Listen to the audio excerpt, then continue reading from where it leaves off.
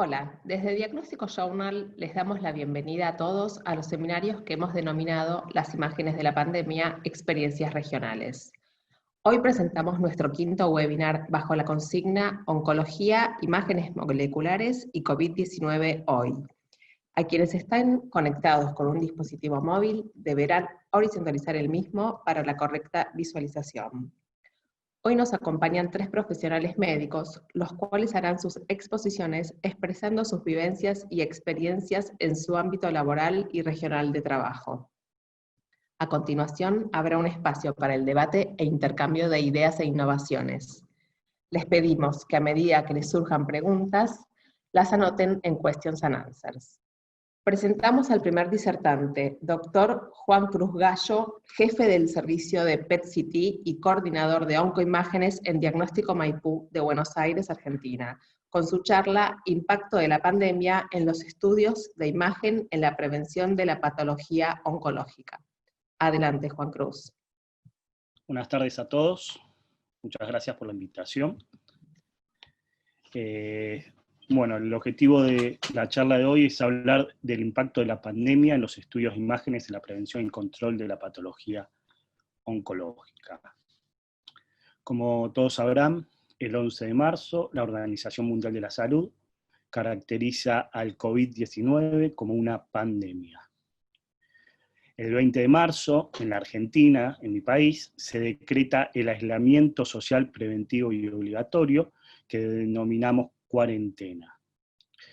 En el mundo la pandemia ha causado un impacto en distintos ámbitos, y los especialistas en salud mental están viendo que la población en general está experimentando ciertas emociones, por ejemplo, el miedo, la ansiedad y la incertidumbre que hoy nos trae esta pandemia, que no sabemos cuándo finaliza. La Organización Panamericana de la Salud hace una semana alertó que las medidas de quedarse en casa, las interrupciones en la prestación de servicios de atención médica y el miedo a asistir a los centros han resultado en la reducción de las visitas clínicas opcionales y en un menor acceso a diálisis renal, atención del cáncer y demoras en tratamientos de alta prioridad para pacientes con enfermedades no transmisibles. Esto pone a los pacientes en mayor riesgo de complicaciones y muerte por enfermedades no relacionadas con el COVID. El 1 de junio, hace 2 días, posterior a una encuesta en 355 países, la Organización Mundial de la Salud alertó que la prevención y el tratamiento de las enfermedades no transmisibles se han visto gravemente afectadas desde que comenzó la pandemia. En la Argentina, en mi país, el 50% de las causas de muerte se agrupan entre las enfermedades cardiovasculares en primer lugar y seguido por los tumores en un 19%. Aunque hoy en día en la Argentina no hay obstáculos legales para realizarse todo tipo de prácticas médicas, las asociaciones profesionales estamos observando que existe un retraso en el diagnóstico y en los controles anuales. ¿Por qué motivo los pacientes no están concurriendo a los centros médicos? Bueno, lo que estamos observando, dependiendo a encuestas realizadas, uno de los principales son el miedo a contagiarse del virus de la población, también la preocupación de los pacientes por tener problemas legales al movilizarse hasta un hospital o centro de atención, las restricciones en el uso del transporte público. Hoy en día en la Argentina solamente pueden utilizar el transporte público los trabajadores esenciales, entonces mucha gente no tiene la manera o el recurso de cómo llegar a poder atenderse. La preocupación de los pacientes por el acercamiento al personal de salud, o sea, tienen miedos que los propios profesionales los contagiemos del virus, y también hay una reticencia de hospitales y prepagas para dar turnos para consultas de manera presencial. O sea, hay mucha modalidad hoy en día de atención virtual que no es bien recibida por los pacientes. En mi institución, nosotros somos una institución grande en la que abarca toda la zona norte de la ciudad de Buenos Aires. Contamos con 7 centros de atención, Hemos tomado múltiples medidas de seguridad para asegurar que nuestros pacientes ingresen a la institución, o sea, manejamos estrictos protocolos de seguridad en la atención, desde el ingreso de los pacientes, en tomarle la temperatura corporal al ingresar, colocarles alcohol en gel en las manos, se le da prioridad de atención a las personas con riesgo. Hemos tomado desde acondicionar las salas para lograr mantener la distancia entre las personas, lugares exclusivos para atender a la población de riesgo. Hemos implementado varios tipos de protocolos, inclusive con respecto a los turnos lo hemos armado, modificado las agendas, haciendo turnos espaciados, las salas de espera fueron acondicionadas específicamente. Todo el personal de salud, tanto técnico como médico, está trabajando con elementos de protección para cuidarse ellos mismos, así como también para evitar el contagio hacia los pacientes. Se entregan todo vía web, toda la información para evitar que se vuelvan a acercar los pacientes. Pero con todo, aunque hemos tomado todas estas medidas, estamos viendo que hay un impacto en la baja de estudios. Por ejemplo, como verán, la cuarentena se dictó, como hablé al principio, el 20 de marzo, ahí durante marzo nosotros estuvimos la primera semana sin atender pacientes para acondicionar el lugar y tomar todas las medidas de prevención, pero en abril y mayo, ya cuando abrimos las puertas para poder atender, podemos ver, comparado con el año 2019, en el caso de PET, que solo hemos atendido el 40%, y en mayo el 66% de los pacientes en forma comparativa con el año pasado. También nos pasa en medicina nuclear, en el centellograma óseo, donde solamente en abril hemos atendido un 22% con respecto al abril del 2019, y en mayo solamente un 55%. Con respecto a las tomografías oncológicas específicamente, también vemos esa baja, que se mantiene un 51% hemos atendido en abril, y en mayo un 68%. Hay, bueno, un esquema para mostrar bien el impacto, como gradualmente viene subiendo la atención, pero todavía no logramos el 100%. Entonces, hay un aumento de marzo a mayo, pero sigue siendo muy baja, y debemos considerar que todos estos son pacientes oncológicos. Y con respecto, por ejemplo, a lo que es la patología mamaria, tenemos pacientes que en octubre, noviembre y diciembre se les ha diagnosticado en su mamografía un BRAF3, eso tiene indicación de una nueva mamografía a los 6 meses, para poder tomar una conducta, para definir si hay riesgo o no de cáncer. Podemos ver que en abril y en mayo solamente han concurrido esas pacientes que le hemos diagnosticado un BRAF3, un 6%, y en mayo solamente un 20%. Y con respecto, por ejemplo, a las biopsias mamarias, pacientes que han solicitado su turno para realizarse, o sea, a fin de descartar si tienen cáncer o no cáncer, vemos que hay un 10% de ausentismo. Entonces, realmente existe una preocupación por la reducción de pacientes de riesgo que no se realizan sus controles.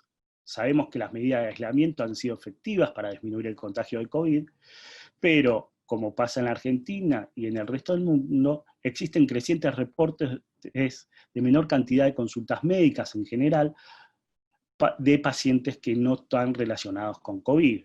Entonces, un sistema deficiente en el cual los pacientes no consulten o no den prioridad de atención por culpa de la pandemia, se comportará a futuro como un retroceso en los avances y aumentará la mortalidad de las causas, por ejemplo, cardiovasculares y oncológicas. Entonces, tenemos que tener en cuenta que a medida que se prolonguen los tiempos de la pandemia, el riesgo se va a extender a pacientes que no concurren a efectuar sus estudios de chequeo anual, que estos permiten una detección precoz de estas enfermedades. Bueno, muchísimas gracias. Espero haber podido ser claro. Bueno, muchas gracias, Juan Cruz. A continuación presentamos a la doctora Silvina Rasiopi, jefe del Servicio de Medicina Nuclear, Imágenes Moleculares, PET-CT, SPECT y Terapia Metabólica en el Instituto Alexander Fleming de Buenos Aires, Argentina, con su charla Gestión y Liderazgo en Tiempos de Crisis.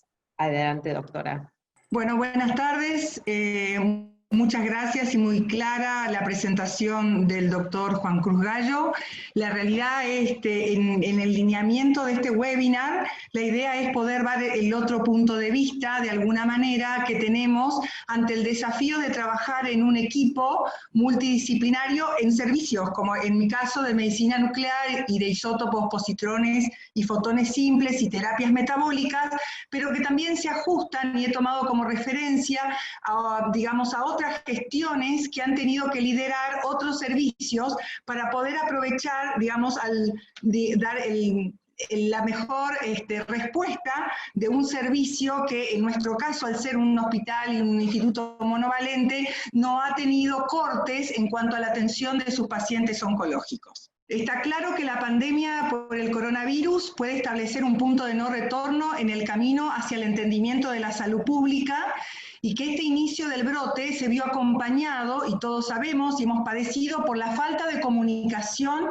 y por las fallas en la gestión de respuestas en los tiempos esperados. Por lo tanto, en una situación de crisis y en esta pandemia, tal como en otras que han precedido, lo que necesitamos fundamentalmente es estar comunicados, debemos estar informados, debemos sentirnos protegidos y saber cuidarnos. Hizo una disquisición entre lo que es liderazgo y gestión, teniendo en cuenta que liderazgo significa las habilidades directivas que influyen en todo el grupo de trabajo en forma holística y que incorpora iniciativa, motivación, y dentro del liderazgo también la gestión. Que la gestión en general tiene que ver con la disposición de los recursos y las estructuras con las que se cuenta para trabajar, y por supuesto la coordinación de las actividades que presta un servicio. Es decir, que liderar en una crisis implica actuar con rapidez, conectar con lo que se está pasando, responder con la lógica, lidiar con lo diferente y lo inesperado, como nos ha sucedido, y tener un liderazgo de tipo adaptativo, que en nuestro caso se fue modificando semana a semana con la experiencia propia y también con la experiencia de los servicios que nos precedieron en el hemisferio norte. Liderar una crisis entonces implica adaptarnos a esta nueva realidad, definir el problema principal que tenemos en cada servicio y la solución, y por supuesto ocuparnos de todos los integrantes del equipo que se van a poner a trabajar a nuestra par durante esta pandemia.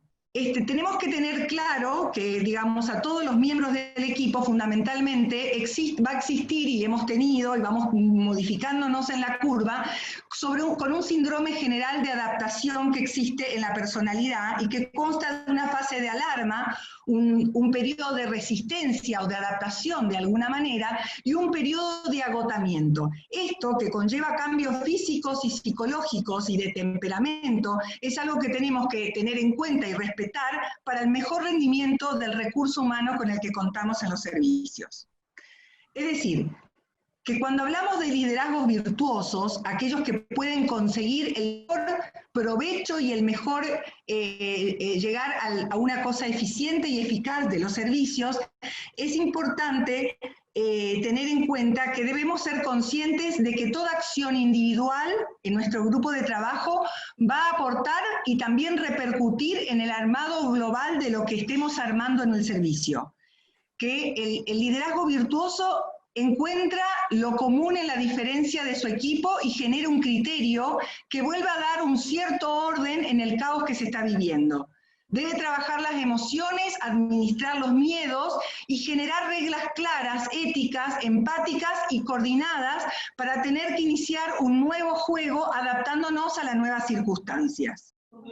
Es decir, que debe existir una prolija interacción entre el líder y el equipo de trabajo, el objetivo concreto que va a tener ese servicio, y la motivación que nosotros estemos de alguna manera uniendo y generando, sobre todo la motivación extrínseca, que es la clave en la crisis. La motivación extrínseca que tiene que ver con el incentivo y el reconocimiento de cada una de las partes interactuantes en un servicio.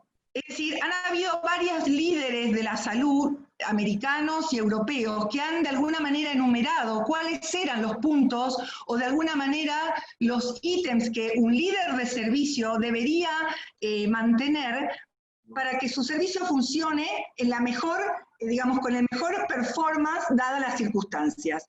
El doctor Carlo Pellegrini, por ejemplo, indicó que digamos, el líder debe estar presente, el líder debe generar soporte, debe haber una comunicación frecuente, debe comunicar a fondo, comunicar sinceramente, ejercitar el optimismo pragmático, delegar y empoderar a sus miembros y definir la magnitud de la crisis.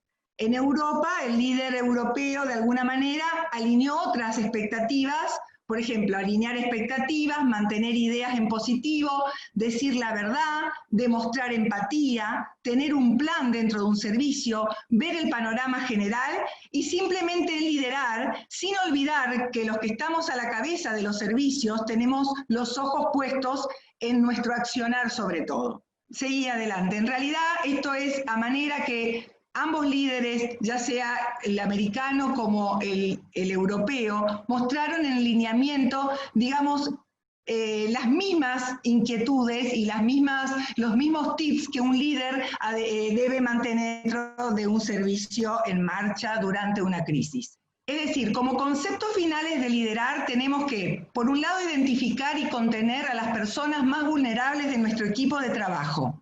Comunicar con precisión sin autoritarismo, lo que hablábamos. Adaptar los planes al momento evolutivo. Una mayor crisis necesita menos cuestionamientos, que la ansiedad y los temores del grupo se transforman en críticas a los líderes y que muchas veces no son personales, sino que tenemos que tratar de desanudar de alguna manera el malentendimiento o el malestar de las partes. Que todos somos importantes en este eslabón para el buen manejo del servicio, todos nos necesitamos y debemos ejercer la inteligencia colectiva. Los mejores líderes de alguna manera hacen que la crítica siempre debe seguir, pero no preceder a los buenos comentarios y debe construirse en forma de una oportunidad de mejorar el lugar para abordar un efecto, no un defecto de carácter. Y con respecto a la gestión, que por ahí es más puntual, es más clave y es más pragmática, que tiene que ver con la disposición de los recursos y las estructuras, creo que todos los lugares hemos modificado de acuerdo a las necesidades, digamos, del lugar. Adelante. Pero claramente el impacto que ha tenido esta pandemia, las adaptaciones que sufrieron cada servicio de imágenes y de medicina nuclear y las nuevas dinámicas para trabajar, estuvieron sesgadas de alguna manera por las políticas de salud del país en cuestión, las políticas institucionales a las que se deben alinear los servicios para que tengan más fortaleza y a las políticas propias del servicio que cada jefe o líder de servicio ha puesto y ha consensuado con su grupo de trabajo. Es decir, en las decisiones que se toman en la gestión de un servicio, uno debe tener en cuenta en estas situaciones si estamos ante procedimientos no justificados, donde ponemos en riesgo excesivo al personal y utilizamos en forma excesiva los recursos que tenemos, o bien delimitamos procedimientos que sí cambien conductas y realicemos terapias que sean impostergables con un riesgo más favorable para todo el personal, digamos, en cuestión, y un mejor aprovechamiento de los recursos. Bueno, en el caso del Instituto Fleming, como decía, que es un instituto oncológico monovalente, la discontinuidad de los estudios y de los tratamientos es un imposible. Así que claramente desde el día 1 se trabajó en buscar el mejor rédito para dar respuesta a nuestros pacientes, sabiendo que por sobre todas las cosas teníamos que cuidarlos de esta pandemia, porque las personas afectadas por cáncer son más susceptibles a las infecciones por varias de estas cuestiones, como en el slide muestro, porque coexisten enfermedades crónicas, porque suelen estar en un mal estado general de salud, o porque tienen estados inmunosupresores sistémicos por el cáncer, o bien por tratamientos anticancerígenos. Por lo tanto, existieron adaptaciones institucionales, desde los triage, como mostró el doctor Juan Cruz, las declaraciones juradas en los accesos a la institución, las modificaciones en los turnos, donde preponderan los turnos por la web, turnos por WhatsApp, sin embargo también tenemos turnos presenciales,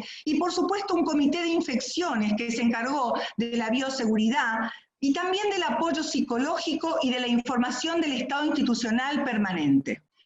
Las adaptaciones específicas del servicio, en el caso del servicio, digamos, del que soy responsable, tuvo que ver con la rotación del personal, en primera instancia, con alternancias de actividades para tener menor exposición al COVID y de alguna manera una menor exposición radiológica, siendo que además, en estos, digamos, con estos técnicos, este tipo de, digamos, de expertise, es muy importante que sea lo más equitativa posible la distribución de la exposición radioactiva. Por otro lado, la indumentaria reglamentaria para poder trabajar y las desinfecciones entre pacientes han modificado claramente hasta la disposición de los turnos. Y los cambios en la modalidad de entrega de estudio, fundamentalmente los pacientes, en el caso de los PET específicamente, que necesitan tener fotos impresas, fotos de fusiones, que son muy difíciles a veces de amalgamar en un CD, y en los pacientes que van a otras ciudades donde los médicos derivantes no tienen lectoras que puedan absorber y ver la calidad de los estudios, esos pacientes se retiran directamente después de la adquisición con varias de sus fotos y después entregan los resultados por la página web. Por lo tanto, una de las cosas, como decía, lo más importante que se hizo desde el punto del recurso humano es la esquema de rotación de los grupos de trabajo para no superponer los turnos mañana con los turnos tarde y grupos de trabajo que no sean intercambiables, de manera tal que si hubiera exposición o casos sospechosos de contacto con el virus, no impediría el cierre del servicio o la suspensión de las prácticas en general. Es decir, que armamos esquemas de trabajo, por ejemplo, se ven claramente lunes, miércoles y viernes, y la siguiente semana ese grupo de trabajo venía el martes y jueves, y de alguna manera intercalábamos así médicos y técnicos sin contacto, parejas de trabajo que no eran intercambiables. Es decir, que en las prácticas diagnósticas hubieron adaptaciones y en las prácticas terapéuticas también. En las diagnósticas, los turnos espaciados, el triage del día previo para confirmar estudios y el estado del paciente, adaptaciones de protocolos, suspensión de prácticas de riesgo, por ejemplo, en el caso de las ventilaciones de los enterogramas de ventilación-perfusión. Y en las prácticas terapéuticas, se intentó o se intenta hacer el asesoramiento por vía mail, primero al paciente y luego de teleconsultas para coordinar la fecha de administración / internación, depende de la práctica terapéutica de la que estamos hablando. Es decir, en el tema de las terapias metabólicas específicamente, la decisión terapéutica debe ser considerada con una discusión caso a caso en el equipo multidisciplinario entre el médico derivante, el médico tratante, entre el paciente y el responsable de la práctica. Y acá, como decía, hubieron adaptaciones en cuanto a la entrevista, los contactos telefónicos, las teleconsultas, y realmente el paciente se refería directamente al instituto para el día de la aplicación del radiofármaco. Es decir, que sabemos que la supresión de médula ósea es una complicación potencial reconocida que podría poner a los pacientes en riesgo. Conocemos que puede haber complejidades para el monitoreo después de la terapia, particularmente en los pacientes que se autoaíslan o en los pacientes del interior, por ejemplo, que no son más de difícil acceso, y debemos considerar los riesgos-beneficios para cada paciente en particular en el que no se iniciará o bien que podemos diferir el tratamiento. Quiere decir que las decisiones y las discusiones son altamente individualizadas. Bueno, este es un resumen de todas las modificaciones en cuanto al académico, los Zoom, los ateneos, participar, motivarnos, es decir, la empatía, la motivación y el estado de pertenencia del grupo de trabajo hizo todos estos meses que hayamos trabajado en una circunstancia totalmente diferente y una circunstancia adversa en algún punto, pero que ha tratado de llevar adelante la respuesta que necesita un instituto oncológico ante la demanda de estudios diagnósticos y terapéuticos que no se han podido postergar. Bueno, es decir, en esta pirámide, resumo, hubieron normas de bioseguridad, sí, control administrativo, sí, selección de procedimientos también, pero también cuidamos mucho el impacto psicológico del personal, cuidando este síndrome general de adaptación a la que todos estamos sometidos y que es la clave para que funcionen los servicios ante tanta presión. Muchísimas gracias. Bueno, muchísimas gracias, doctora Rasiopi. A continuación presentamos al doctor Juan Manuel O'Connor, médico oncólogo del Instituto Alexander Fleming y equipo hígado, vía biliar y páncreas en el Sanatorio de los Arcos de Swiss Medical Group, en Buenos Aires, Argentina, con su charla Desafíos en la atención de pacientes en oncología en tiempos de COVID-19. Adelante, doctor. Bueno, buenas tardes, muchas gracias por la invitación.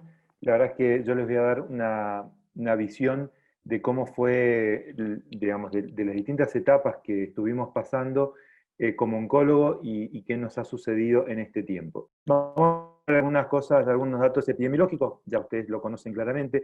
Después vamos a entrar específicamente en los pacientes con cáncer porque son un grupo de riesgo y por supuesto que finalmente les voy a contar algunas de las medidas que se tomaron en este caso en relación a la participación de distintas sociedades médicas en este aspecto. Lo primero que se nos vino a la cabeza cuando empezó todo este problema fue que íbamos a enfrentarnos a dos problemas serios, graves, asociados a lo de la pandemia y a esta infección y enfermedad del COVID, un paciente con cáncer. O sea que dos situaciones realmente de alto riesgo.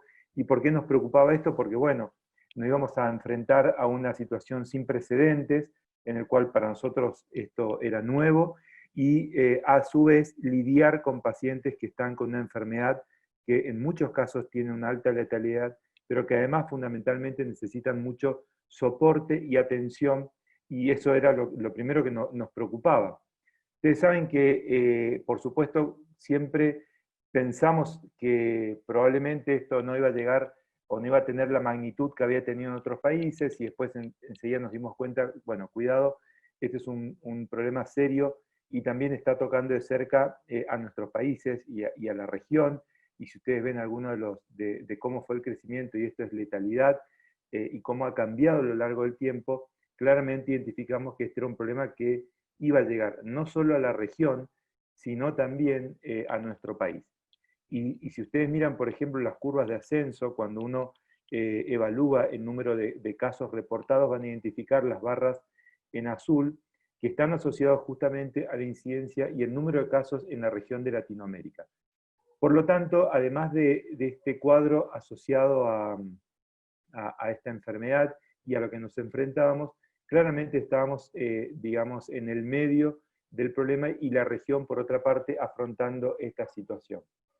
Para nosotros el problema, digamos, en cuestión es los pacientes con cáncer, y entonces rápidamente aparecieron distintas guías, recomendaciones, algunas pautas a tener en cuenta, tanto de grupos como la Sociedad Europea de Oncología, grupos americanos como las guías de NCCN, guías institucionales, que realmente trataban de establecer algunas pautas de cómo podíamos manejarnos en esta situación. Si ustedes me dicen, bueno, guías en base a recomendaciones en evidencia, muy poca, porque nos enfrentábamos todos a esta situación con relativamente con escasa o nada de experiencia. ¿Cómo se definieron los grupos de riesgo? Y esto en parte fue asociado a interpretar que no solo los pacientes con cáncer, sino con otras enfermedades, enfermedades respiratorias crónicas, enfermedad pulmonar obstructiva crónica, enfermedades cardiovasculares, y el cáncer como parte de las enfermedades crónicas no transmisibles, una causa seria de enfermedad y también de mortalidad. ¿Por qué? Porque los primeros estudios de la serie Wuhan decían que los pacientes con cáncer y COVID tenían entre 3 y 4 veces mayor riesgo de desarrollar formas severas y por lo tanto mayor mortalidad asociada en este caso a la patología. Esto surgía de los datos como ustedes pueden ver aquí. Si uno analiza pacientes sin cáncer, aquellos sobrevivientes de cáncer o pacientes con diagnóstico y tratamientos activos, claramente un riesgo de 3.5 veces asociado a la probabilidad de eventos severos y por lo tanto mortalidad.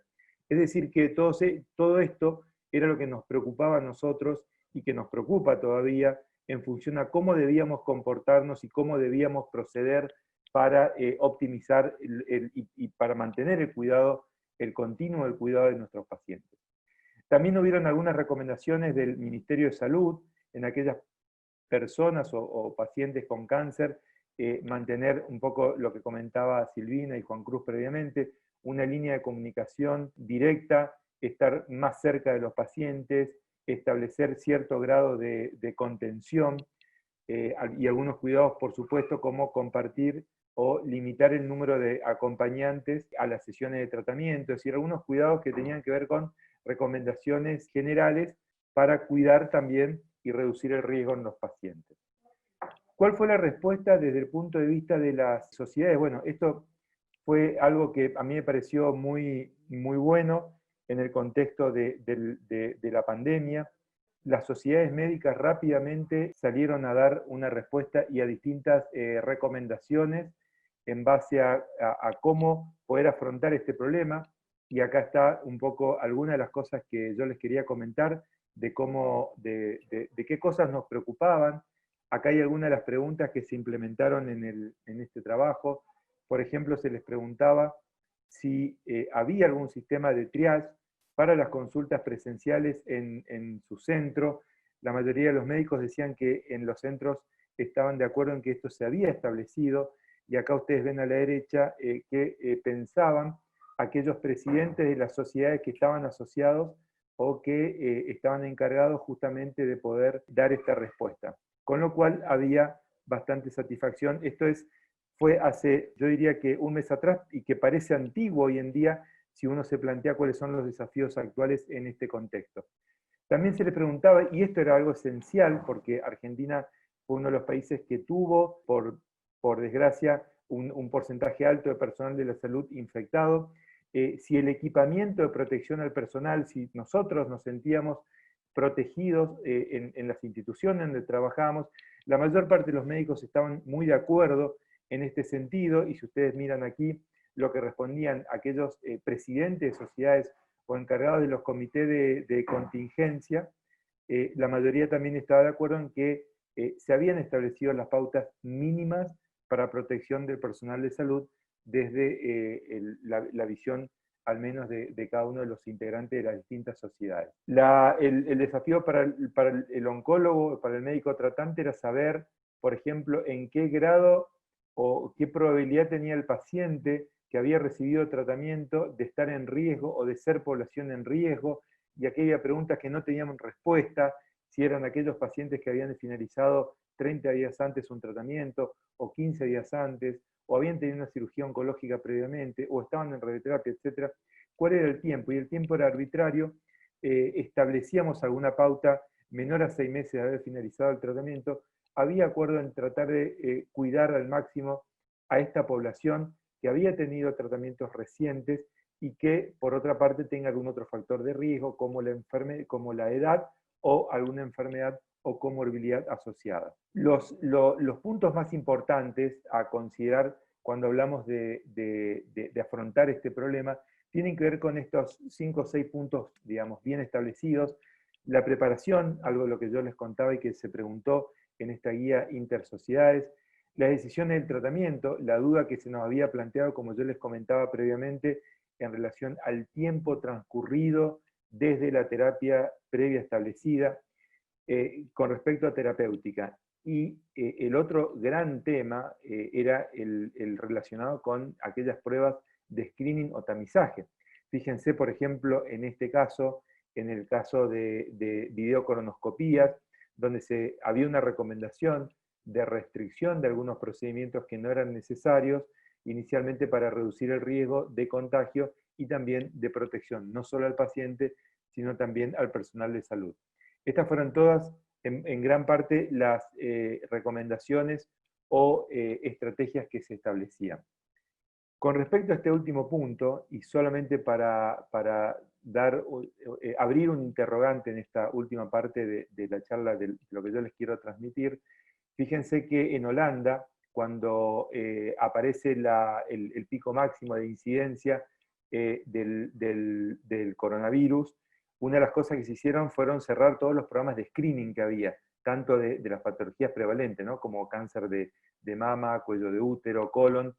Y ustedes van a ver aquí cómo al cerrarse los circuitos que tenían que ver con el tamizaje o el screening, hubo una reducción en el diagnóstico de cáncer, que podría ser, fíjense cómo bajan las curvas acá, en la primera etapa cuando se cierran estos servicios en marzo, y posteriormente, ante la estabilidad de la situación, se vuelven a reabrir casi hacia finales de marzo y abril, y ahí trata de recuperarse nuevamente la posibilidad de diagnóstico, sobre todo en enfermedad en etapa temprana. O sea, acá piensen que estamos hablando de personas que están sometidas a un screening con el objetivo de modificar la historia natural de una enfermedad. O sea que yo les hablo mucho de tratamiento, pero también uno no debe perder de vista qué pasa en estas situaciones para el diagnóstico temprano. Y en este sentido, creo que este consenso intersocial que yo les comentaba, que fue hace poco más de un mes y medio, hoy parece antiguo, porque hoy ya nos preocupan otras cosas. Nos preocupa algo de lo que Juan Cruz dejó entrever en su presentación, que es esta denominada tercera ola, es decir, cómo nos vamos a enfrentar al desafío de todo lo que no hemos hecho en este tiempo, y esto es lo que está ejemplificado aquí, cómo se va a medir el impacto que tiene lo que no hemos hecho en estudios de enfermedad temprana o diagnóstico o tamizaje, que se ha parado por esta situación de la pandemia, y ni que hablar de todo lo que implica la parte cognitiva o los trastornos a los cuales estamos sometidos en relación también a una cuarentena prolongada. Pero bueno, estos son los desafíos a futuro de cómo reinventarnos y cómo dar respuesta y poder resolver esta situación.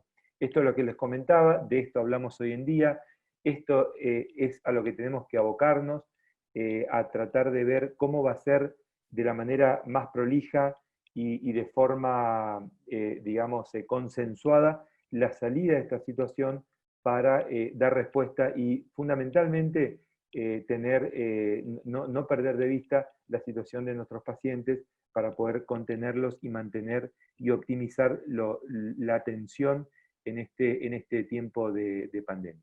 Así que bueno, con esto finalizo. Muchas gracias. Bueno, muchas gracias, doctor. Llegamos al momento del debate. Los panelistas responderán a sus preguntas, moderados por el doctor Gustavo Criscuolo. Adelante, Gustavo. Hola, buenas tardes. ¿Cómo están? Buenas tardes. La verdad que muy interesante las tres charlas. Cada uno tuvo desde su punto de vista de propio centro, ¿sí? Y muy interesante. La primera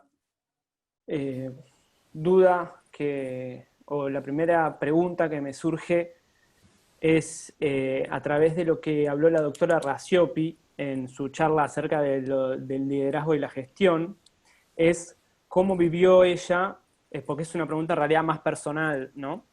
Y la consulta en sí, para la doctora, es cómo vivió ella lo que fue la curva de aprendizaje del personal porque más allá de que después vamos a hablar de los pacientes en sí y de los controles, cómo vivió ella esta curva de aprendizaje, este impacto psicológico en el personal propio que describió como uno de los pilares más anchos de todo lo que hubo que realizar durante esta primera etapa de la pandemia. La verdad que sí ha sido un aprendizaje y la verdad que por eso en uno de los slides por ahí pasa entre tantas otras, la crítica permanente al que lidera, uno no la tiene que considerar como personal, sino como la consecuencia del miedo que digamos genera la gente, y hay un factor personal que hace que uno pase esta etapa de estrés, digamos, ante lo desconocido y el miedo al contagio y el miedo también de llevar, porque hay todo un aspecto donde el personal de salud tiene su familia de alguna manera conectada a su exposición laboral. Entonces, sobre todo en las primeras semanas, esa resistencia y ese miedo de alguna manera generó, digamos, sacar a la luz las personalidades de las personas. Y entonces, digamos, en todas las guías de alguna manera de manejar el grupo, es como uno que tiene que identificar a las personas más vulnerables y de alguna manera protegerlas, comunicarle, ponerle por ahí en roles menos protagónicos hasta que se sienta más cómodo de trabajar en circunstancias adversas. O sea, no fue tan fácil porque por ahí uno no conoce a fondo las personalidades de todos los que trabajan en una circunstancia diferente, pero en general la adaptación al grupo en este momento diría estamos como en un muy buen momento como grupo a pesar de las limitaciones de trabajo. Muchas gracias, doctora. ¿Y qué me puede decir, por ejemplo, el doctor Gallo acerca de lo que vivió él en su centro, ¿no? Porque son dos centros muy grandes que tienen mucho flujo de pacientes y entonces requieren mucho personal y muchos, a muchos niveles, tanto laboratorio como de imágenes, como controles. ¿Cómo lo vivió usted? Yo creo que lo hemos vivido parecido todos los centros, porque fue todo, la primera etapa fue todo mucha incertidumbre, sin saber, o sea, guiándonos entre todos, tratando de comunicarnos con las diferentes experiencias en otros lados, porque la realidad es que todos los centros estábamos preparados para atender de una manera y hubo que hacer un cambio global del tipo de atención. Desde entonces fue bastante impactante sacar primero el miedo al propio personal con respecto a esta pandemia, conseguir todos los materiales de protección, el debate mismo hasta qué es lo que era más útil, qué no, esperando los consensos también internacionales que decían cómo deberíamos prevenir, cómo deberíamos trabajar. La verdad que creo que, como pasó, fue una ola que arrancó muy rápido, estábamos viendo muy tranquilo y de repente nos encontramos que estaba acá, afectándonos a todos. Totalmente, totalmente de acuerdo. Eh, y, y puntualmente, y esto más para los tres, y ya voy a lo que es a nivel paciente, ¿cómo fue el hecho de acercarse al paciente que ustedes ya tenían conocimiento de que no estaba, de que estaba perdiendo el hilo de controles o el hilo de tratamiento? Por ahí cada uno por separado me puede explicar cuál fue su método o de qué manera lo pudieron resolver, si es que se pudo resolver o no. Doctor O'Connor. Sí,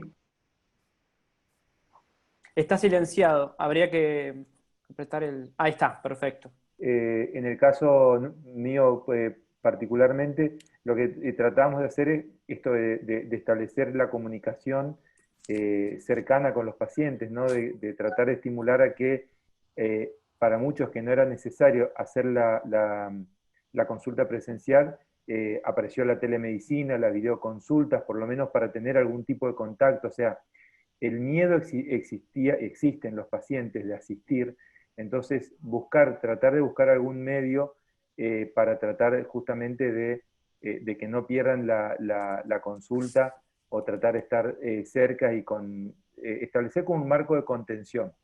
Imagínense que esto para el paciente, pero también para nosotros, porque el temor nuestro, en cierto modo, y yo al principio decía, que ¿cómo puede ser uno tan egoísta de pensar en la protección? Y después entendimos que la protección del personal era parte de cuidar a los pacientes, porque si uno quedaba fuera del circuito, también quedaba parte del grupo médico tratante, o sea, yo iba a tener que estar 14 días fuera, entonces creo que todas estas cosas se nos fueron planteando y bueno, creo, por lo menos de mi parte, tratamos de no perder de vista que el más vulnerable era el paciente. Imagínense un paciente además en situación en diagnóstico con esta patología o con esta enfermedad y bueno, tratar de balancear, ¿no? El miedo entre los cuidados y mantener, sobre todo creo que es clave la comunicación y en esto las instituciones también son importantes porque bueno, cada uno individualmente puede hacerlo, pero si la institución no brinda un marco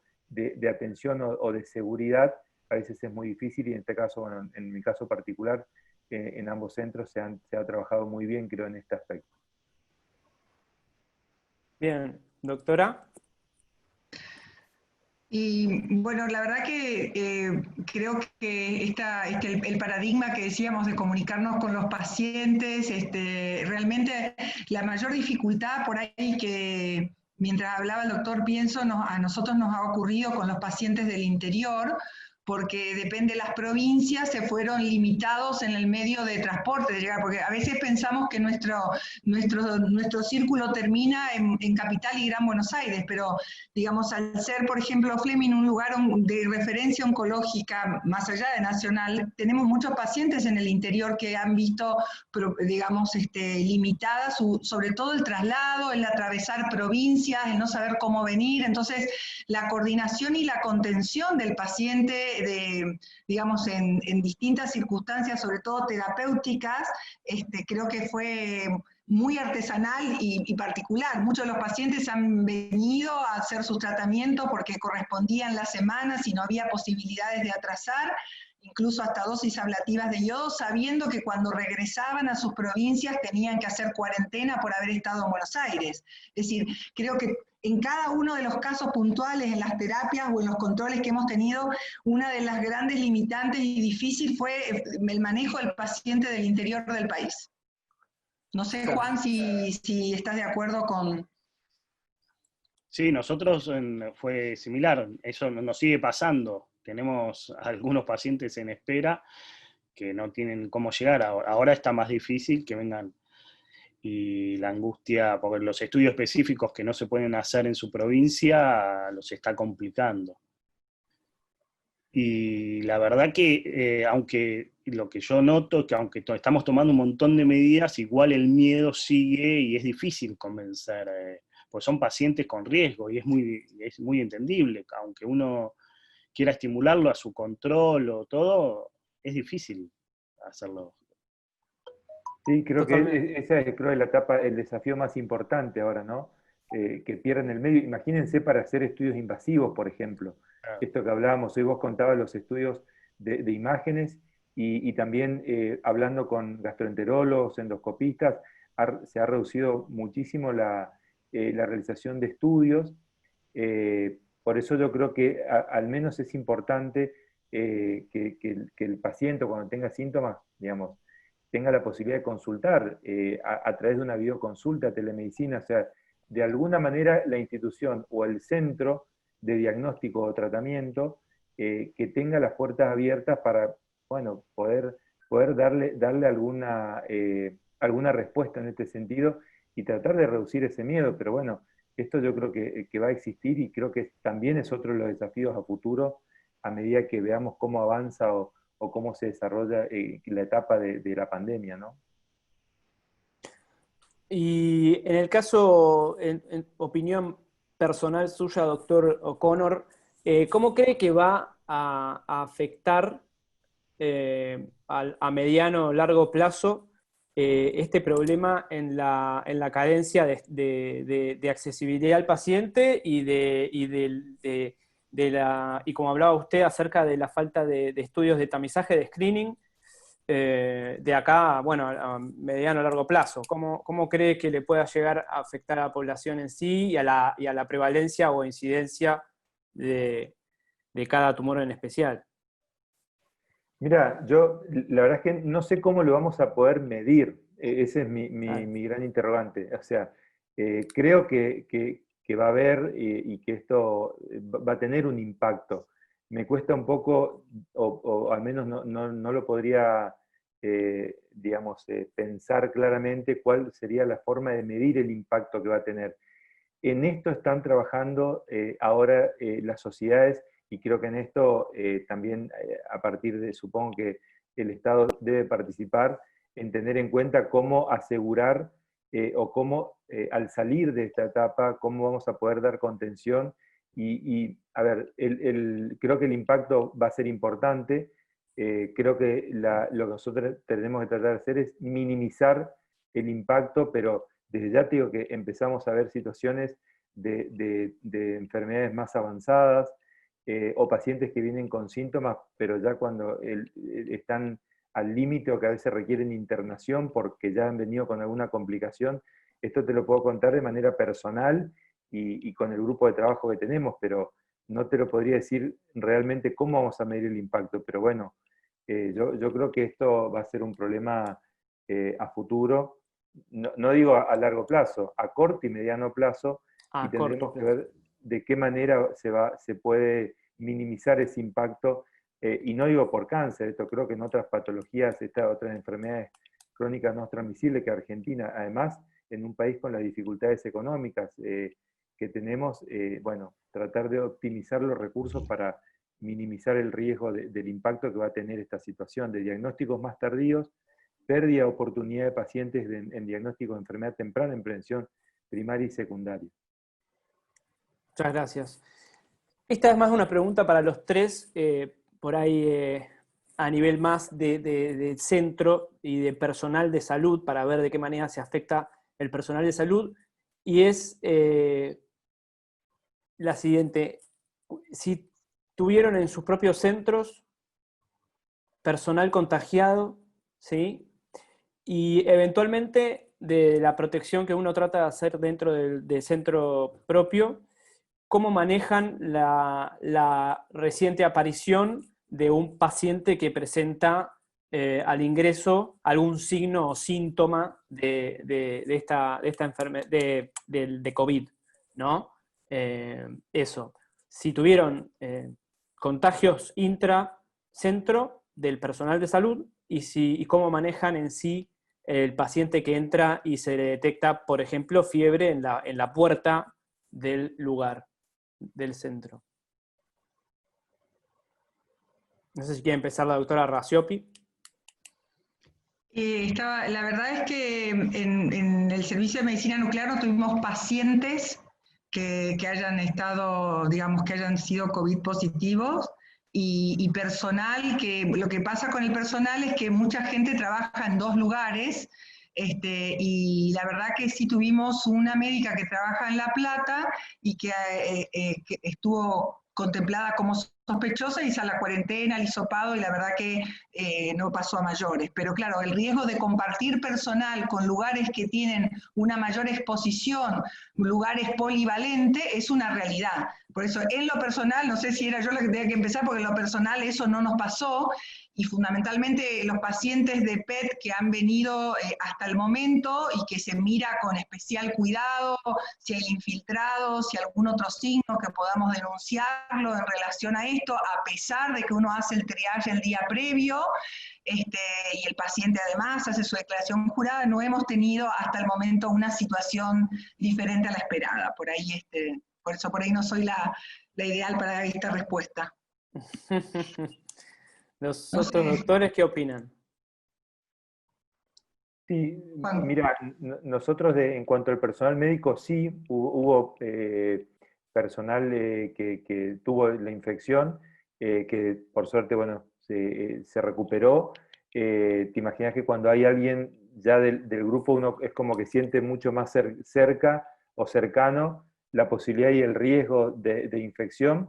De todas maneras fue limitado, hubo recuperación y hubo un trabajo también institucional para establecer un circuito para pacientes COVID, ¿no? Que hubieron muy pocos pacientes en nuestra institución. Cuando aparece un paciente o que tiene con fiebre, o en el caso particularmente piensen que son pacientes con diagnóstico de enfermedad oncológica, con lo cual implica mayor riesgo, entran en un triage ya definitivamente y ante la sospecha se establece un protocolo COVID que los separa o los aísla para un circuito especial hasta que terminen de ser estudiados y se descarte o no la posibilidad de que tengan realmente la infección. Sobre todo para preservar al resto del personal que está en contacto o para que, digamos, no haya más personas contagiadas. Así que se establece un algoritmo ante la sospecha. Yo le diría que hoy en día prácticamente si un paciente está con síntomas y o con fiebre y diagnóstico de enfermedad oncológica, es COVID hasta que se demuestre lo contrario, o sea que entra en un marco de eso. Ya me parece que esta distintas definiciones entre sospechoso y posible en función al estudio se simplificó bastante, pero con idea de darle el máximo control y limitar la posibilidad de contactos y de infección ante un caso sospechoso, al menos cuando tenemos un paciente con diagnóstico de cáncer, por el riesgo que implica, ni les cuento si además está con un tratamiento activo, o suma otros factores de riesgo como la edad o comorbilidades. Así se establece un poco el triage, tratando de separarlos y establecer un protocolo para aquellos sospechosos hasta establecer el diagnóstico con el test rápido o con PCR para certificar el diagnóstico en este caso. Muchas gracias. Para completar de alguna manera lo que me habías preguntado, en uno de los slides yo mostré cuáles fueron los esquemas que hicimos digamos, de condensación o de parejas de trabajo, digamos, donde no se cruzaban las parejas, porque esto que es muy frecuente de tener más de un trabajo y de estar expuesto no a lugares monovalentes, sino a muchas otras instituciones polivalentes o con mayor riesgo de tener pacientes COVID que Fleming, generaba un riesgo potencial. Entonces, parte de, digamos, de la gestión de agrupar, digamos, personal de trabajo que no tuviera relación un grupo con otro, grupo rojo, grupo verde, era de alguna manera para no tener que cortar la actividad del servicio en una situación de, digamos, de contagio o de sospecha de alguno de ellos. Muchas gracias. Y particularmente la respuesta del doctor Gallo me interesa, ya que es un centro diagnóstico de muy alto flujo de pacientes, como Maipú, que en sí, bueno, ahí no tienen pacientes internados, pero entra y sale todo el tiempo pacientes, y eso debe aumentar el riesgo. En particular, me parece interesante la respuesta suya. No hemos tenido, o sea, dentro del personal de salud, el único caso que ha habido es por personal que trabaja en diferentes instituciones, que trabajaba en un hospital público y que ese tiene mayor riesgo. Nosotros, al hacer un centro que en general son todos estudios de prevención o de control, no atendemos directamente personal. No recibimos al personal en esta primera etapa con COVID. Entonces el riesgo es muy bajo, aunque globalmente todo el mundo tiene miedo más porque son instituciones médicas, no es el mismo riesgo en los lugares donde circulan los pacientes internados que en lugares donde no está circulando el paciente internado. Y como se ha hecho en muchos centros, hay toda una prevención desde el ingreso al paciente, con todos los cuidados, la toma de temperatura, las declaraciones juradas, y todo el material de prevención y aislamiento. Esas mismas medidas se toman también para el personal de salud. Al personal de salud también se lo está controlando, o se le toma la temperatura antes de ingresar. Y estamos todos sabiendo que ante el mínimo síntoma, lo primero que hay que hacer es no acudir a la institución. Esa es la orden, de evitar hay grupos de trabajo para evitar cruzarse.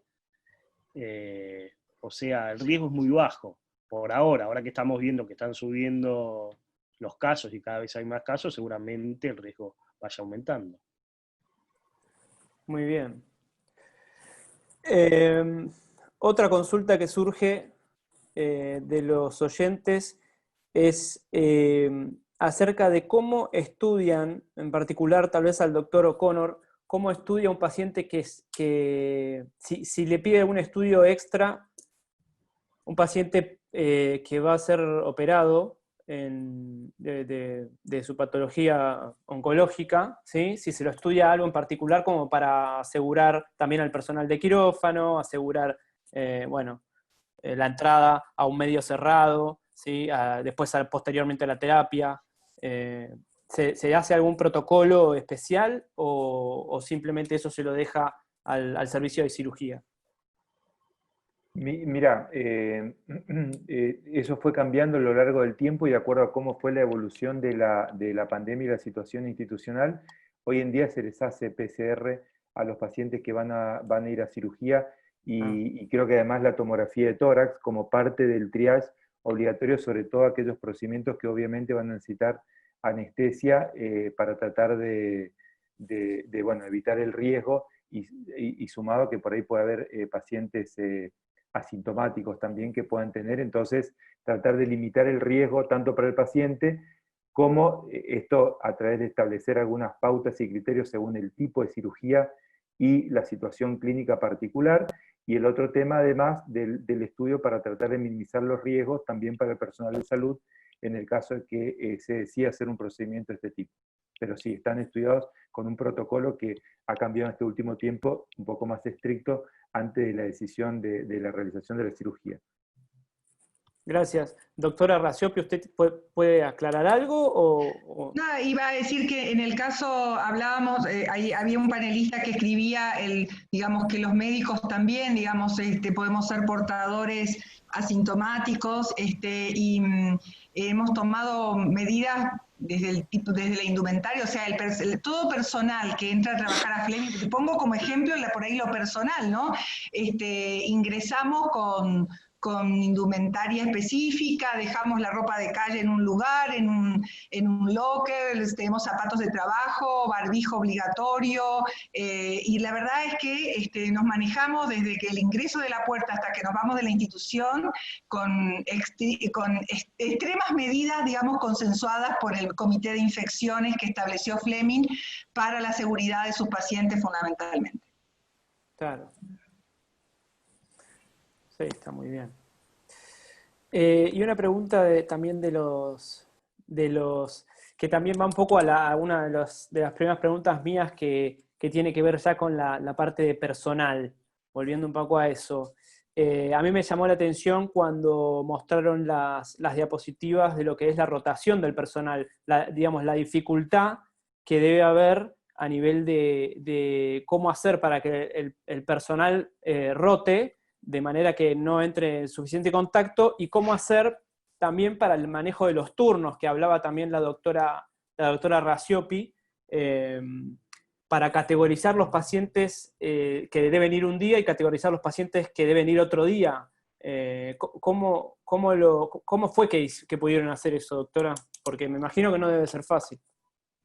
Bueno, en primera instancia lo que hablábamos ya al inicio es que, digamos, trabajar en equipo y plantear la verdad a todo el grupo con el que trabajás y decir, esta es la situación, nos tenemos que ajustar, abrimos las ideas y bajamos una línea, digamos, contemplando un montón de situaciones personales, distancia, etc. O sea que desde un principio, digamos, hacer cómplice de alguna manera al equipo de trabajo de la modalidad que vas a trabajar facilita las cosas. Así que todos estuvieron de acuerdo que había días que no venían y que los grupos no eran intercambiables, y las prácticas las agrupamos como idénticas prácticas, por ejemplo, días de PET determinados pacientes, y espaciando los turnos de manera tal que se crucen los menos pacientes posibles, y de alguna manera administrar el material radioactivo para, digamos, hacer una cosa lógica también administrativa dentro del servicio. Así que, pero pienso que el paso 1, digamos, el título de tu respuesta es la complicidad del grupo de trabajo. Creo que comprometerlos y entender el beneficio que significaba trabajar en grupos acotados, días alternos, y que algunos días a ese grupo le tocaba trabajar con PET, a ese mismo grupo el miércoles le tocaba trabajar con estudios cardiológicos. Fue la mejor manera de distribuir desde el punto de vista epidemiológico, por así decirlo, y también desde el punto de vista de la radioprotección. Así que creo que la ABC es trabajar con sinceridad y el grupo se compromete. Al menos eso creo que pasa en la mayoría de los lugares que se trabaja con bastante diálogo y comunicación con las partes, ¿no? Por los médicos y también el personal administrativo. ¿Y la rotación de pacientes, cómo la lograban? ¿O era...? No es una rotación de pacientes. Lo que se hizo en nuestro caso, como no sabíamos cuál iba a ser la demanda, porque eso también fue muy fluctuante, al inicio se establecieron como turneras compactas con pocos pacientes. O sea, si vos tenías por decirte, durante toda la mañana tu flujo de pacientes son 8 pacientes seguidos citados cada 15 minutos, de pronto se estableció una turnera modelo de 5 pacientes o 6 pacientes, 3 y 3 con más distancia, donde el rendimiento del radiofármaco te permitía moverte y ellos no se cruzaban y por supuesto con todas las normas de que en realidad en cuanto a radioprotección el paciente en el servicio entra solo, siempre acompaña a un solo familiar y se tiene que ir, o sea que eso fue más fácil manejarlo. Pero inicialmente se hicieron turneras compactas de estudios específicos por día y disminuyendo la cantidad para ver cómo nos manejábamos con la logística de la entrada y salida de los pacientes. Y a medida que se fueron sumando, porque digamos, primero fue como una resistencia desde la población y también desde la institución, porque no sabíamos, y a medida que creció la demanda, nos fuimos adaptando. Y de ahí, bueno, como te digo, interconvirtiendo las prácticas, pero nunca cruzándose los técnicos en horarios y días que no le correspondían. Está perfecto. Doctor Gallo, algo acerca de la rotación y... No, una cosa que me quedó pensando de la pregunta anterior, también de los asintomáticos y todo eso, creo que es muy importante. Creo que todo el personal tiene que tener bien claro, cuando entra a trabajar, si mantiene las medidas de prevención, que son las que establecimos, o sea, hoy en día el uso de la mascarilla, utilizan las gafas, toda la vestimenta que se va cambiando y no se relaja el personal, realmente el asintomático sería difícil que contagie al resto del personal.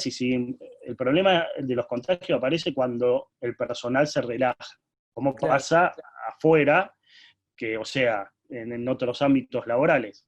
Por eso para mí es muy importante lo que sí estamos haciendo hincapié constantemente con el personal, es evitar que se relaje.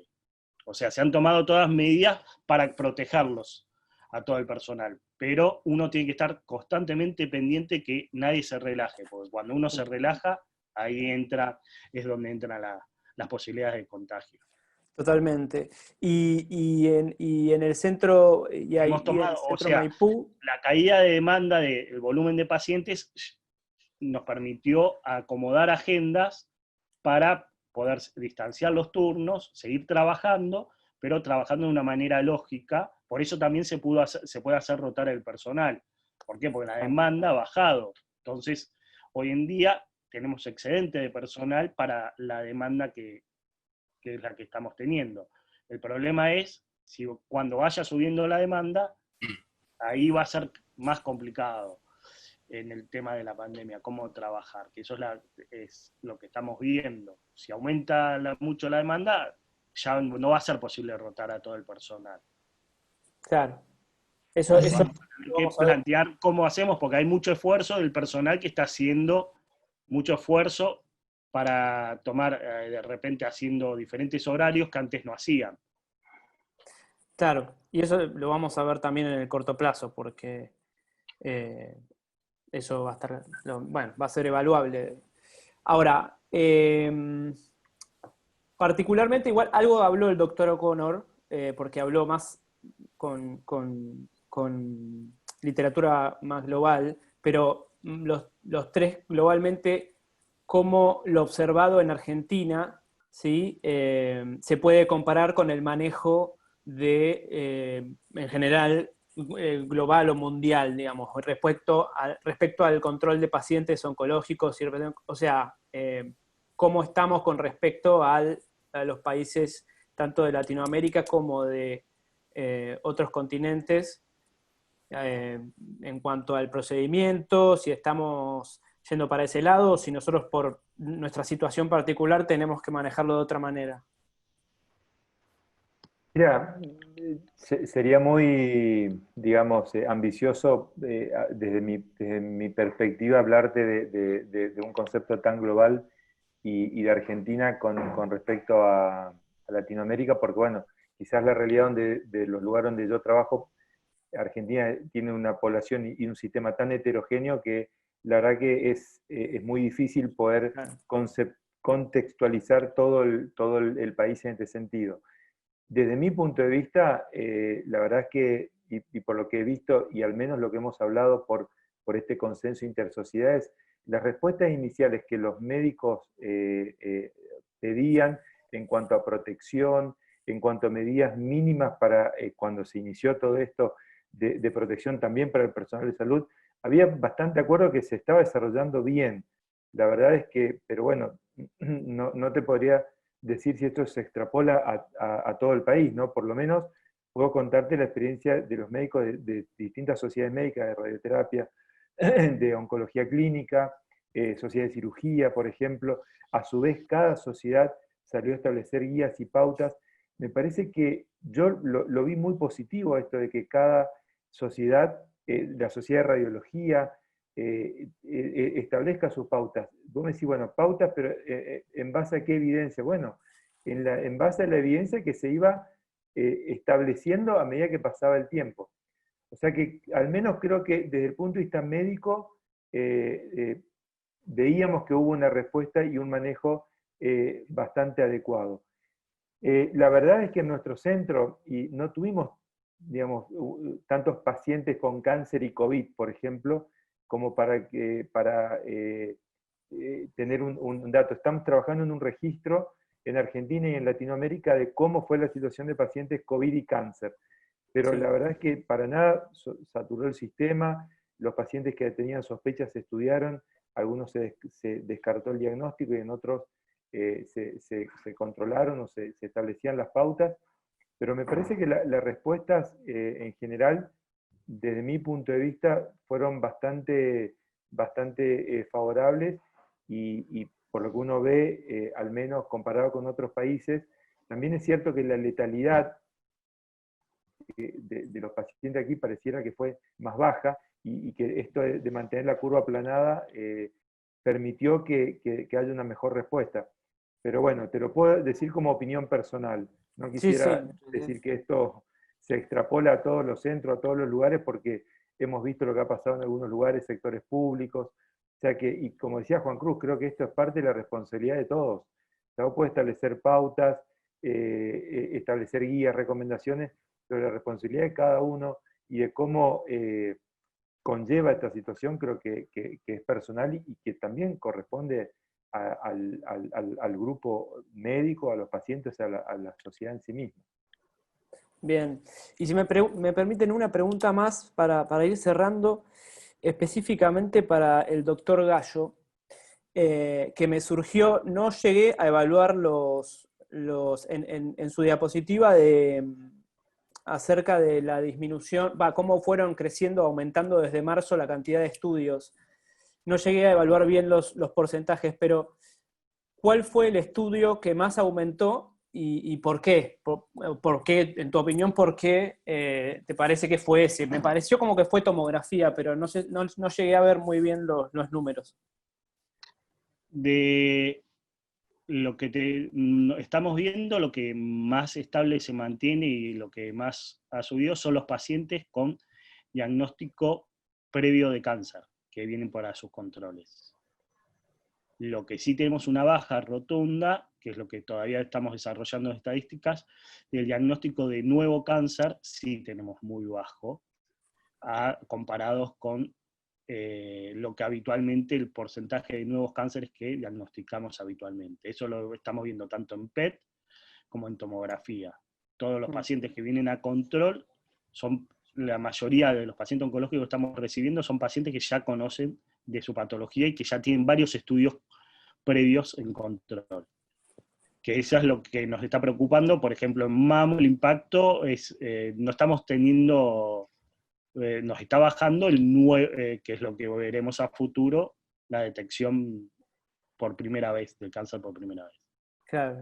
Mucho por temor, Juan Cruz, ¿no? De la gente de asistir a los... Imagínate a centros de imágenes, imagínense a centros de atención, que la gente lo percibe, y es así, con mayor riesgo todavía de contagio o de circulación viral, ¿no?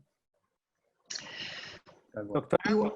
Igual yo creo que también en un inicio de esta circunstancia, como decíamos, que nos flexibilizamos en relación a lo que íbamos viviendo, también había desde el punto de vista del médico que postergaba por 3 meses todo lo que se podía postergar. A veces estaban alentados por los propios médicos de cabecera y por los médicos tratantes, se alentaba en marzo que todo lo que se pudiera postergar 2 o 3 meses lo postergábamos. La realidad que nos está ocurriendo es que esa postergación ahora nos encuentra en una situación epidemiológica más fea que la de marzo. Entonces estamos en un punto de inflexión donde necesitamos recibir a esos pacientes que preventivamente quizás la misma, digamos, la población médica pidió un poco de retraso en la consulta. No sé, Juan, si compartís eso de alguna manera.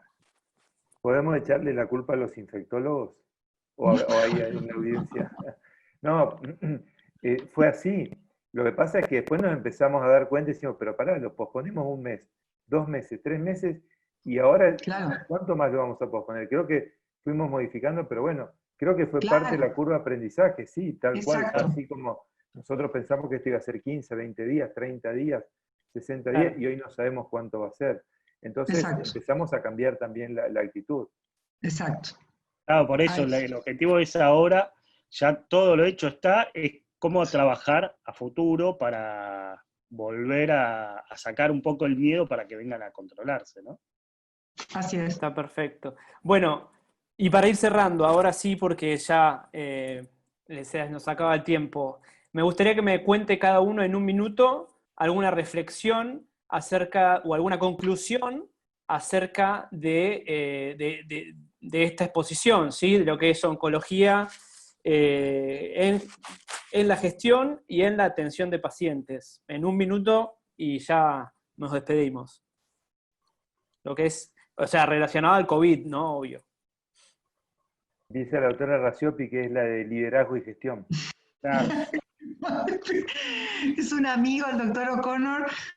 No quiero ser reiterativa, creo que aprendimos todos y vamos aprendiendo y estamos un camino, y que creo que el trabajo multidisciplinario con los colegas y el trabajo con todos los miembros del equipo nos ha fortalecido, creo que en la mayoría de los servicios, y aprendimos mucho de la gestión, del liderazgo, pero también de sentirnos parte de un sistema de salud donde lo que sirve es estar apoyados y donde las fortalezas de uno y pueden ser las debilidades de otro, y bueno, eso lo tenemos que poner como algo muy importante para trabajar. Me parece que en mi caso personal, no sé, aparecieron, como digo, esta situación tan cruda puso las personalidades más a la vista, y también sabemos con quiénes estamos trabajando mejor, y creo que eso también nos va a permitir trabajar mejor aquí en adelante, tomándolo como algo bueno. Fue un gran aprendizaje humano para los servicios y para el trabajo multidisciplinario. Perfecto. Doctor Gallo, ¿algo para concluir o en 1 minuto? Estoy de acuerdo con todo lo que dijo Silvina, creo que... No vale. No, algo muy No vale. positivo, para mí es algo muy positivo, es cómo las sociedades médicas que mundialmente han trabajado en conjunto en pasándose información, todo ese trabajo en equipo que no se ha visto en otros ambientes. Creo que la verdad que eso tenemos que recatar muy positivo, siempre el trabajo bastante en equipo, de compartir. Creo que eso fue muy positivo, y que estamos aprendiendo y vamos a seguir aprendiendo, y que aunque a la sociedad le cuesta, la medicina no es perfecta y va a seguir cometiendo errores, pero no son, es así, es nuestra profesión. Totalmente. Doctor O'Connor, en 1 minuto lo que nos pueda concluir. Menos de 1 minuto, mira. Para los pacientes es establecer los vínculos de comunicación. La contención es fundamental, no solo para cáncer, sino para cualquiera de estas patologías graves que generan, bueno, un incremento de riesgo y que tienen alta mortalidad. Y la otra parte, y el contacto, o sea, para que el paciente no pierda el contacto con su médico, no hace falta que vaya de manera presencial, pero a través de videoconsulta, teleconsulta, o sea, quiero que establecer y tratar de dar un marco de contención. Y para los médicos, bueno, empezamos a hablar mucho más de multidisciplina y telemedicina, porque son las dos palabras que nos convocan ahora todo el tiempo. Hicimos como, y ni les cuento de lo que es Zoom, Teams y no sé cuántas plataformas más. Sí. Y ahí nos tuvimos que entrenar un poco más rápido, pero bueno, me parece que ahí está la clave para afrontar este problema y bueno, ojalá que termine lo antes posible, ¿no? Bueno, particularmente les agradezco muchísimo que nos hayan acompañado en este webinar, a los que lo hacemos. Para nosotros es muy importante tener profesionales de esta trayectoria y bueno, le agradecemos mucho a Diagnóstico Journal. Yo me despido y los dejo con la señora Bárbara, que va a cerrar el webinar. Bueno, muchas gracias a todos, a los 3 speakers y al doctor Gustavo Criscuolo. Y bueno, a todos les agradecemos por haber participado y esperamos que les haya sido de utilidad y los esperamos el viernes próximo en el 6º webinar. Muchas gracias a todos. Claro. Muchas gracias. Gracias a todos Muchas por la gracias. invitación. Saludos.